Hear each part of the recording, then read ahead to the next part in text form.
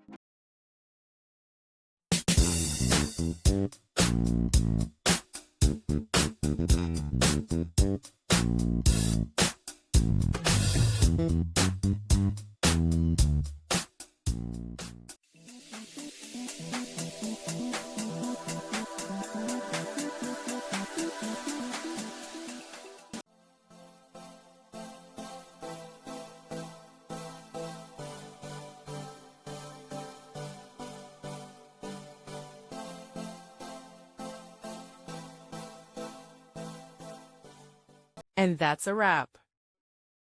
I hope you found the answer you were looking for. If you did, take a second to hit that subscribe button. It really helps out.